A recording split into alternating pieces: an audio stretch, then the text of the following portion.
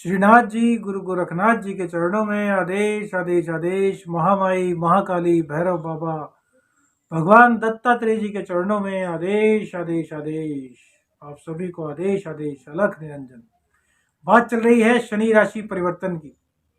आज बात करेंगे तुला लग्न तुला राशि की। तो भैया आप सभी लोगों ने आज की वीडियो में देखा होगा कि भैया तुला लग्न तुला राशि वालों के लिए पनौती की शुरुआत हो चुकी है। आपकी राशि से शनिदेव पंचम भाव में आ चुके हैं, जहां पर शनिदेव का प्रभाव कुछ अच्छा होता हुआ हमने नहीं देखा। यदि आपको इस चीज का यकीन ना हो तो कन्या राशि वाले लोग आपके आसपास हों तो उनसे पूछ लीजिएगा, क्योंकि कन्या राशि से पनौती उतर करके आप तुला राशि वाले लोगों पर आई है। बहुत से लोग इसको नहीं मानते, लेकिन हमने अपने अनुभव में लगभग 12 से 15 साल का हमारा अनुभव है। हमने देखा है कि भैया पंचम में, राशि से पंचम में जब शनिदेव आते हैं तो बहुत कष्ट दिलाते हैं। कहा जाता है कि भैया मिट्टी के पात्रों में, टूटे फूटे पात्रों में खाना खाने के लिए मजबूर कर देते हैं। लेकिन तुला लग्न तुला राशि, भैया आपको इतना घबराने की आवश्यकता नहीं। क्यों? क्योंकि भैया तुला लग्न और तुला राशि में शनिदेव सबसे अधिक कारक होते हैं। दिक्कत आपको बिल्कुल भी नहीं होगी, ऐसा नहीं कह सकते, लेकिन जितनी दिक्कतें और राशि वाले लोगों को हुई है उतनी दिक्कत, उतनी परेशानी आपको नहीं होगी। इस चीज का वादा, इस चीज का आश्वासन हम अपने गुरुदेव के चरणों में नमन करते हुए आपको दे सकते हैं। हो सकता है हम गलत हों, लेकिन जो बात करते हैं अपने अनुभव के आधार पर करते हैं। हमने नीच शनिदेव की राशि, जो मतलब नीच राशि में शनिदेव हों और उनकी महादशा जब शुरू होती है तो हमने लोगों को अर्श से फर्श पर आते हुए देखा है, रोते हुए बिलबिलाते हुए देखा है।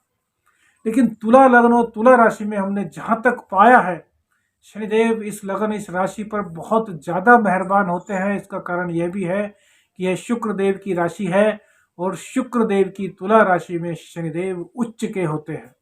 इसलिए हम अक्सर लोगों से कहा करते हैं कि भैया जिन पर शनिदेव का कोई भी कष्ट चल रहा है वह कोशिश करें कि शुक्रवार को कुछ ना कुछ लोहे से बना सामान अवश्य खरीदें, जिससे कि शनिदेव का कुप्रभाव ना पड़े। शुक्रवार को काले वस्त्र पहनना भी अति उत्तम होता है, अति फलदायी होता है। ये सब चीजें आपको पहले इसलिए बता रहे हैं जिससे कि आप समझ सकें, आप डरे ना, आपको पता चल सके कि जीवन में क्या हो सकता है, उससे बचाव कैसे करना है और शनिदेव को बहुत छोटे छोटे उपाय के द्वारा किस प्रकार से प्रसन्न करना है, जिससे कि जीवन में कठिनाइयों का सामना ना करना पड़े। इसको आप इस उदाहरण से समझ सकते हैं कि आप जज के सामने गए, आपसे कोई बहुत बड़ी गलती हुई है, जज साहब आपको बहुत कड़ा दंड देने वाले हैं। लेकिन यदि आप अपनी गलती को स्वीकार कर लेते हैं, जज साहब के सामने हाथ जोड़कर खड़े हो जाते हैं, बोलते हैं जज साहब हमसे गलती हो गई है, हमने अनजाने में यह किया, जाने में किया, लेकिन हमें इसका अफसोस है, हमें इसका पश्चाताप है, तो जज साहब जरूर आप पर कृपा बरसाएंगे। जो कड़ा दंड होगा उसकी अपेक्षा जो कम दंड होगा वो देंगे। क्यों? क्योंकि आपको अपनी गलती का पश्चाताप है, आप गलती का प्रायश्चित करना चाहते हैं, आपके अंदर मानवीय मूल्य, मानवीय संवेदना, मानवता, दया, करुणा विद्यमान है। और तुला राशि, तुला लग्न वाले लोग दयावान होते हैं, हर स्थिति को बैलेंस करना जानते हैं। शुक्रदेव की राशि है, शुक्रदेव हमेशा सुख ही सुख देते हैं, इसलिए इस राशि पर शनिदेव की विशेष कृपा होती है। तो यदि आप बहुत जगह सुनकर देखकर डर चुके हैं कि अब आपका बुरा समय आने वाला है, तो भैया इस ख्याल को अपने मन से निकाल दीजिए और जो जो चीज़ हम बता रहे हैं उनका ध्यान रखिए, तो यकीन मानिएगा शनिदेव का आशीर्वाद ही आपको मिलेगा। अब शनिदेव आपकी पंचम भाव में आ गए हैं, जो जहां पर कि तुला लग्न तुला राशि वालों के कुंभ राशि पड़ती है, तो यहाँ पर बैठकर शनिदेव थोड़ा प्रेम संबंधों में दिक्कत ला सकते हैं, लेकिन ऐसा नहीं कि विच्छेद करा देंगे। क्यों? क्योंकि तुला लग्न तुला राशि है। तो भैया स्थिति को बिगड़ने से पहले ही संभाल लीजिएगा। ईगो में मत रहिएगा, जो भी बात हो उसको साफ करिएगा। आपने ये गलती की, पूछिए, प्यार से पूछिए। सच्चा प्यार है तो प्यार से पूछिए, गलती की है तो माफ कर दीजिए। गलती किससे नहीं होती, मानव गलती नहीं करेगा तो कौन करेगा। भैया पंच तत्वों से मिलकर मानव बना है, तो मानव से गलतियां होंगी। देवता 4 तत्व से मिलकर बने हुए हैं, हालांकि देवताओं से भी गलतियां हो जाती हैं। बहुत से प्रसंग सुने होंगे, देवराज इंद्र से भी गलतियां हुई। तो देवता कहीं ना कहीं 4 तत्व होने के बाद गलती कर सकते हैं, तो मानव क्यों नहीं। और भैया कोई भी मानव खुद से गलती नहीं करता, कहीं ना कहीं ग्रह गोचर, ग्रह दिशाएं ऐसी होती हैं कि मनुष्य से गलती हो जाती है। इसलिए क्षमा करना चाहिए, क्योंकि क्षमा परम धर्म है। क्षमा करने की सामर्थ्य वीरों में होती है। कायर कभी क्षमा नहीं कर सकते, तो वीर बनिए, बहादुर बनिए। सबसे पहली बात, जीवन में कोई परेशानी नहीं आएगी शनिदेव के पंचम में होने से। अब शनिदेव की दृष्टि, तीसरी दृष्टि पड़ेगी 7वें भाव पर, जहां पर कि उनकी नीच दृष्टि होगी। दाम्पत्य जीवन में साझेदारी में थोड़ी दिक्कत आ सकती है। इससे बचने के लिए क्या करें। अब देखिए, डराने को तो हम भी डरा सकते हैं कि ये हो जाएगा वो हो जाएगा, लेकिन नहीं भैया, हम रियलिटी बात करते हैं।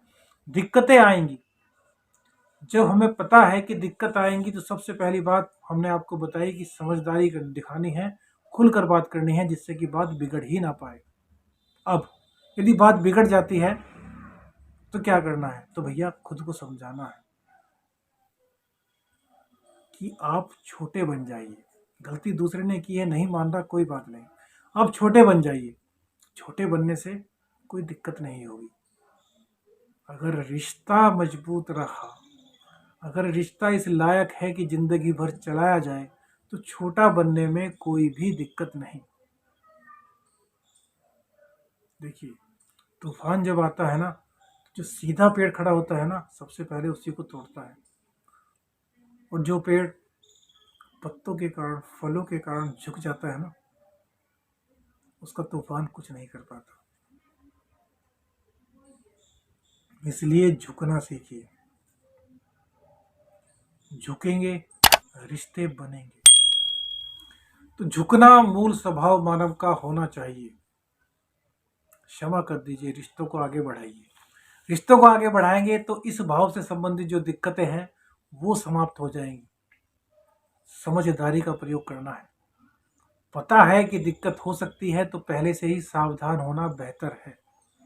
बड़े परेशानियां भविष्य में ना घटें, इसके लिए कुछ कदम उठाने आवश्यक हैं, और वो कदम है समझदारी।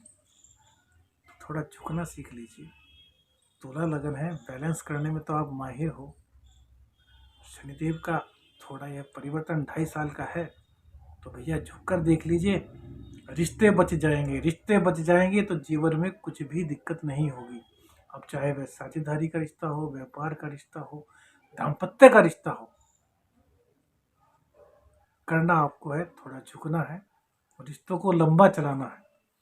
अब शनिदेव की दूसरी दृष्टि अपने पिताजी की राशि पर पड़ेगी, अर्थात आय भाव पर। आय भाव पर शनिदेव की दृष्टि पड़ने से आपको आय में थोड़ी दिक्कत होगी, लेकिन चूंकि सूर्य देव की राशि यहां पर है, पिता की राशि को कभी भी शनिदेव खराब नहीं करेंगे। मतभेद है, पिता पुत्र में कितना भी मतभेद हो, लेकिन ना तो पिता पुत्र का बुरा कर सकता है और ना पुत्र पिता का बुरा कर सकता है। तो इस सूत्र को ध्यान रखिए। अपने पिता के चरणों में रहिए, पिता की बात मानिए, पिता का आशीर्वाद लीजिए। आपकी आय में कोई भी दिक्कत नहीं आएगी। यह महासूत्र है, ध्यान रखिएगा। पिता को बीमारी है तो उनका पूर्ण रूप से उपचार कराइए, उनका साथ दीजिए, उनके पैर दबाइए। भैया पिता हैं, पिता, पिता से बड़ा कोई नहीं होता। छोटी सी बीमारी होती है ना तो निकलता है, हे माँ। लेकिन आप चल रहे हैं और बराबर से कोई ट्रक निकल जाए, तो कभी अंदाजा कीजिए, जब उस वक्त आप बाल बाल बचेंगे तो आपके मुंह से एक ही वक्त निकलेगा, अरे बाप रे, बच गए। वक्त माँ याद नहीं आएंगी। क्यों? क्योंकि पिता का जो स्थान है बहुत बड़ा है। अब इस बात का भैया यह मत समझ लीजिएगा कि हम माँ को छोटा कह रहे हैं। हम एक बात कह रहे हैं, माँ छोटी मोटी परेशानियों से बचाती है, अपने बच्चे को दुलार करती है, लेकिन पिता तपता है धूप में अपने बच्चे को खाना देने के लिए। वो नंगे पैर चलता है, लेकिन अपने बच्चे को कभी नंगे पैर नहीं चला सकता। एक पिता दुनिया की लाख फटकार सुनता है, बॉस की नौकरी में बहुत कुछ सुनता है, किसके लिए? अपने बच्चों के लिए। तो जब माँ का प्यार एक घर तक सिमटा होता है, वहीं पिता का प्यार एक विस्तृत इलाके में होता है। पिता कभी दर्शाता नहीं, क्योंकि पहली बात तो वह पुरुष है। पुरुष कभी दर्शाते नहीं। सहन शक्ति उनमें होती है, लेकिन सहन शक्ति के मामले में महिलाएं बहुत आगे होती है। महिलाओं जैसी सहन शक्ति किसी पुरुष में नहीं हो सकती। इसलिए एक साध्वी से बढ़कर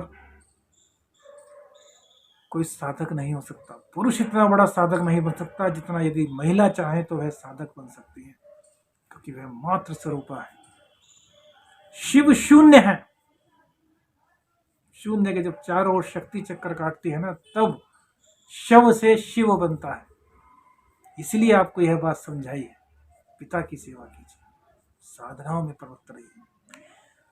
उसके बाद इनकी तीसरी दृष्टि पड़ेगी आपके द्वितीय स्थान पर, धन भाव पर, धन स्थान पर, कुटुंब स्थान पर। तो कुटुंब से थोड़ा मतभेद। अब भैया मतभेद ना हो उसके लिए आपको बता चुके। क्या बता चुके? समझदारी का परिचय दीजिए। मतभेद हो जाता है, कोई बात नहीं, 5-7 दिन बाद जाइए, छोटे बन जाइए। चाचा जी, चाची जी, मामा जी, मामी जी, गलती हो गई थी, गुस्सा आ गया था, बोल दिया था, मैं तो आपके बच्चे के बराबर हूँ, आपसे माफी मांगता हूँ, बस दिक्कतें खत्म। बहन जी हैं, बहन जी से गलती होगी तो बहन जी को क्षमा बोल दीजिए। भैया इस समय में छोटे बनकर रहना बहुत उचित है। हमने कहा ना कि जज साहब से जब आप माफी मांगेंगे, अपनी गलती के लिए क्षमा मांगेंगे, प्रायश्चित करने के लिए तैयार रहेंगे, तो जज साहब आप पर दया दिखाएंगे। तो समय में थोड़ी दिक्कत आने वाली है, तो उस समय की दिक्कत को आपको खत्म करना है। कैसे? समझदारी से। अब भैया उपाय क्या करें? तो भैया गरीबों की सेवा सबसे ज्यादा कीजिए। हो सके तो शनिवार को किसी वृद्ध व्यक्ति को चप्पल दान कीजिए, छाता दान कीजिए काले रंग का, काले रंग के जूते दान कीजिए, काले रंग के वस्त्र दान कीजिए। वृद्धाश्रम में चले जाइए, वहाँ बहुत से महिला पुरुष जिनको उनके बच्चों ने छोड़ दिया है, उनकी सेवा कीजिए। उनसे पूछिए कि हे माँ जी, हे बाबू जी, आपको क्या चाहिए, किस चीज़ की आवश्यकता है? दवा की आवश्यकता है तो दवा ला कर दीजिए, कपड़ों की आवश्यकता है तो कपड़े ला कर दीजिए। उनकी तकलीफ को जानिए, उनका सहारा बनिए, उनके साथ बैठिए। क्यों बैठिए? क्योंकि भैया वो शनिदेव के ही तो परिचायक हैं। कहीं ना कहीं कुछ ना कुछ उनसे बुरा तो हुआ है, जो शनिदेव ने उन्हें वृद्धा आश्रम में रहने के लिए मजबूर कर दिया है। वो अपना कष्ट सह रहे हैं, भोग को भोग रहे हैं। अब जब आप उनके कष्टों को खत्म करेंगे, आप करुणा दिखाएंगे, आप मानवता का परिचय देंगे, मानवता का परिचय देंगे, तो शनिदेव की कृपा तो आप पर बनेगी भैया। और शनिदेव की कृपा बनेगी तो जो कष्ट आने वाले हैं उनमें कमी आएगी। और हो सकता है शनिदेव इतने प्रसन्न हो जाए, कहें कि नहीं, इसने जो गलतियां की हैं उससे अधिक इसने अच्छे काम किए हैं, तो जो बैलेंस बनता है वो पुण्य का ज्यादा बनता है, तो उसके पापों को समाप्त कर दिया जाए और पुण्य को आगे बढ़ाया जाए। अर्थात जहां तक पाप है वहीं तक के पुण्य को समाप्त करके आगे के जो पुण्य है ना, उनको शनिदेव बढ़ाएंगे। वो कैसे बढ़ेंगे? वो गरीबों की सेवा से बढ़ेंगे, मानवता की सेवा से बढ़ेंगे। नर सेवा नारायण सेवा। गोवंश की सेवा कीजिए। गोवंश की सेवा करने से हमने इतने चमत्कारिक प्रभाव देखे हैं कि आप शायद विश्वास नहीं करेंगे।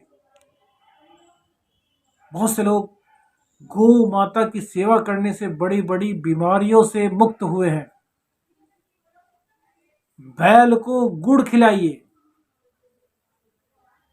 सांड को गुड़ खिलाइए, गाय माता को रोटी धागे वाली मिश्री खिलाइए, हरा चारा खिलाइए, भूस खिलाइए, यह सब चीजें कीजिए, तो भैया आपके जीवन में खुशहाली ही खुशहाली रहेगी।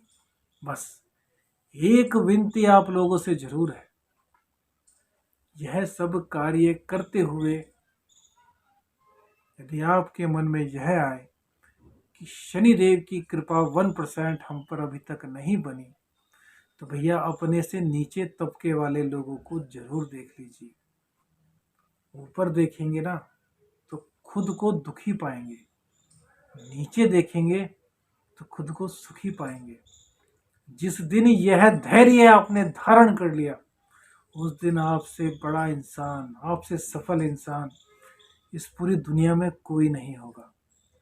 इन सब के लिए उपाय एक, शनिवार और मंगलवार को सुंदरकांड का पाठ कीजिए। चमेली के तेल का दीपक या फिर देसी घी के दीपक आपको जलाना है। हनुमान जी को भोग लगाना है। जो जिस चीज में आप समर्थवान हो, बजरंग बली का नाम लें, श्री राम जी का नाम लें, सुंदरकांड का पाठ करें और बस अपने सद कार्यों में प्रवृत्त हो जाएं। आपको पता भी नहीं चलेगा कि यह 2.5 साल कैसे गुजर गए। वीडियो अच्छी लगी हो तो लाइक, शेयर और सब्सक्राइब जरूर कीजिएगा। अलख आदेश। जय शनिदेव। अलख निरंजन। हर हर महादेव।